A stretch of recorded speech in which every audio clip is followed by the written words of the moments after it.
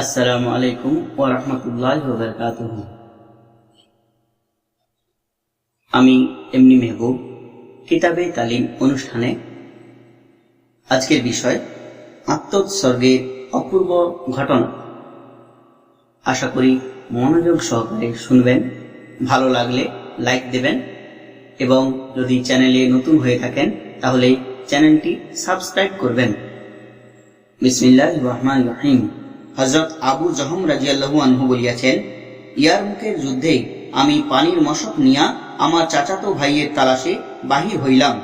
ইচ্ছা ছিল কিছুমাত্র জান বাকি থাকিলে পানি পান করাইব এবং তাহার হাত মুখ ধৌত করিয়া দিব। হঠাৎ দেখি তিনি নিকটেই পড়িয়া আছেন। আমি পানি নিয়া অগ্রসর হইলাম।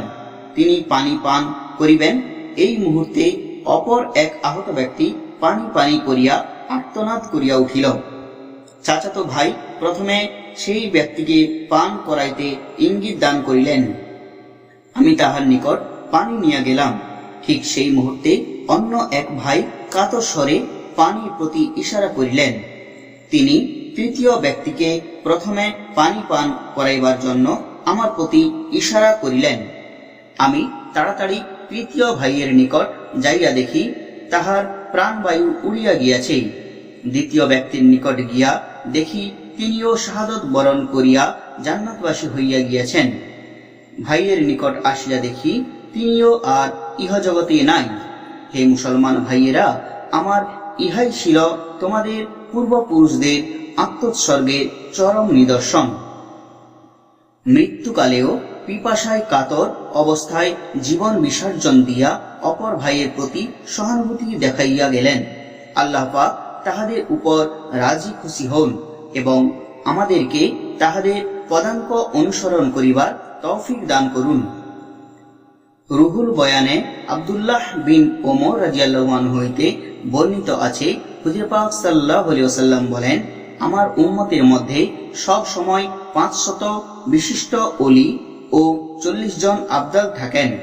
তন্মধ্যে কেহ মারা গেলে অন্য একজন তাহার স্থলাভিষিক্ত হন। সাহাবারা তাহাদের বিশিষ্ট আমলের কথা জিজ্ঞাসা করিলেন এবং হুজুর পাক সাল্লাল্লাহু আলাইহি ওয়াসাল্লাম বলেন, তাহারা অত্যাচারীকে ক্ষমা করিয়া দেয়, দুর্ব্যবহারকারীদের প্রতি সৎ ব্যবহার করে এবং আল্লাহর প্রদত্ত রিজিক দ্বারা অন্যের সহিত সহানুভূতি করে। হাদিসে বর্ণিত আছে যে ক্ষুধার্থের অন্ন, বস্ত্রহীনের বস্ত্র ও মুসাফিরের রাত্রি যাপনের ব্যবস্থা করে আল্লাহ পাক তাহাকে কিয়ামতের কঠিন বিপদ হইতে নাজাত দিবেন। ইয়াহইয়া বারকামি হযরত সুফিয়ান রহমতুল্লাহ আলাইহিকে মাসিক 1000 দিরহাম দান করিতেন। সুফিয়ান রহমতুল্লাহ আলাইহি দাতার জন্য সেজদায় পড়িয়া দোয়া করিতেন, ইয়া আল্লাহ, ইয়াহইয়া আমার পার্থিব অভাব দূর করিয়াছে, তুমি তাহার পরকালের অভাব দূর করো। ইয়াহইয়া মৃত্যুর পর স্বপ্নযোগে কেহ তাহাকে জিজ্ঞাসা করিল যে, আপনি কেমন আছেন? উত্তরে তিনি বলেন, সুফিয়ানের দোয়ার বরকতে আমার মাগফিরাত হইয়াছে। হুজুর সাল্লাল্লাহু আলাইহি ওয়াসাল্লাম তারপর ইফতার করাইবার ফজিলত বর্ণনা করিয়াছেন। একটি রিওয়ায়াতে আছে, যে ব্যক্তি হালাল রুজি দ্বারা কাহাকেও ইফতার করাইবে, ফেরেশতাগণ রমজানের প্রতিটি রাত্রে তাহার প্রতি রহমত পাঠান। শবে কদরে স্বয়ং জিবরাইল আলাইহিস সালাম তাহার সহিত মুসাফাহ করেন। যাহার সহিত জিবরাইল আলাইহিস সালাম মুসাফাহ করেন তাহার অন্তর কোমল হয় ও চক্ষু হইতে অশ্রুধারা বাহিত হয়। বিখ্যাত মুহাদ্দিস হাম্মাদ বিন সালমা প্রতিদিন 50 জনকে ইফতার করাইতেন। হুজুর সাল্লাল্লাহু আলাইহি ওয়াসাল্লাম পুনরায় বলেন, রমজানের প্রথম দিকে রহমত অর্থাৎ আল্লাহর নিয়ামত তাহার দিকে রুজু হয়, প্রত্যেক মুসলমানই উহার অংশীদার হয়, আর যাহারা উক্ত নিয়ামতের শুকরিয়া আদায় করে তাহাদের জন্য রহমত বর্ধিত হইয়া যায়। রমজানের মধ্যভাগে মাগফিরাত আরম্ভ হয়, কারণ রোজার একাংশ অতিবাহিত হওয়ার দরুন উহার প্রতিদান ক্ষমা দ্বারা শুরু হয়, শেষাংশ দোজখ হইতে মুক্তি লাভ। রমজান মাসকে 3 ভাগে বিভক্ত করিবার রহস্য দ্বারা আমার নিকট প্রতীয়মান হয় যে মানুষও 3 ভাগে বিভক্ত।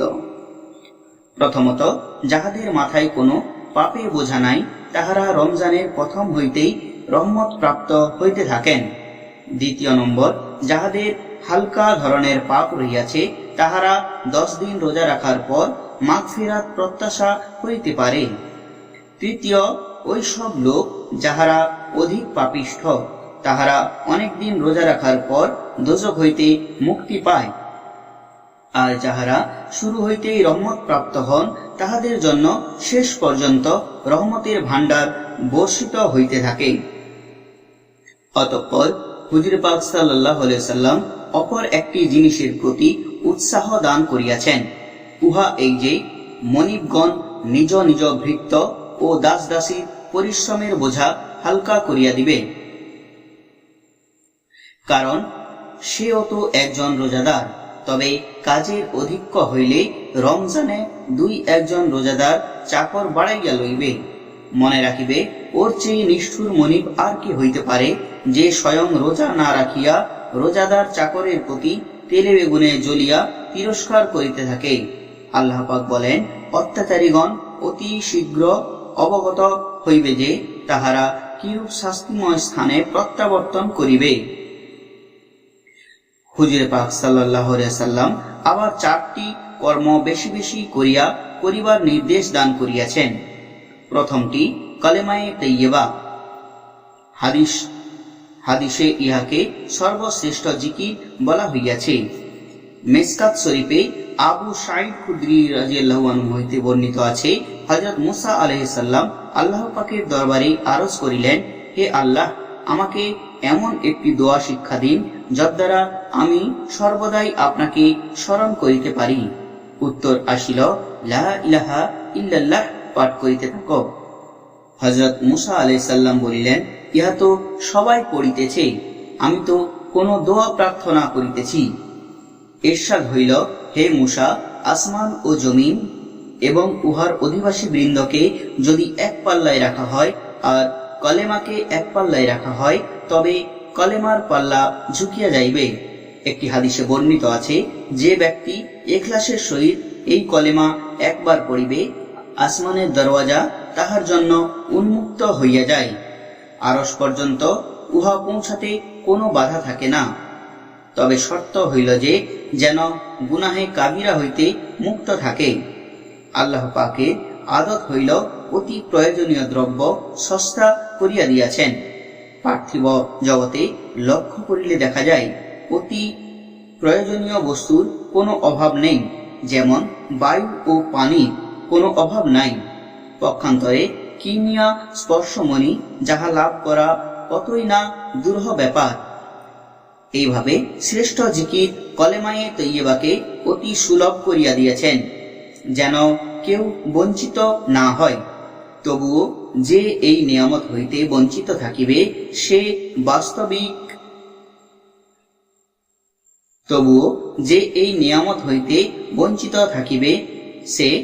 বাস্তবিকই নিতান্ত হতভাগা।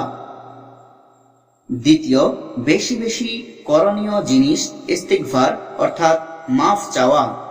হাদিসে বর্ণিত আছে, যে ব্যক্তি ইস্তিগফার বেশি বেশি পড়িবে, আল্লাহর তরফ হইতে শত শত অভাবেও তাহার জন্য রাস্তা খুলিয়া যায়, চিন্তা দূর হয় এবং এইভাবে রিজিক পৌঁছে, যা তাহার কল্পনায়ও ছিল না। অন্য হাদিসে আছে, মানুষ পাপ করিবেই, তবে উৎকৃষ্ট পাপী ওই ব্যক্তি যে পাপ করিয়াই তওবা করে। আরো বর্ণিত আছে, মানুষ পাপ করিলে অন্তরে একটা দাগ পড়ে, আবার তওবা করিলে সে দাগ মুছিয়া যায়, নচেত উহা বাকি থাকিয়া যায়। হুজুর সাল্লাল্লাহু আলাইহি সাল্লাম পুনরায় বেহেশত পাওয়া ও দোজখ হইতে নাজাতের জন্য প্রার্থনা করিতে বলিয়াছেন। আল্লাহ পাক আমাকে এবং আপনাদের সবাইকে তৌফিক দান করুন, আমিন। ওয়া আখিরু দাওয়ানা আলহামদুলিল্লাহি রাব্বিল আলামিন।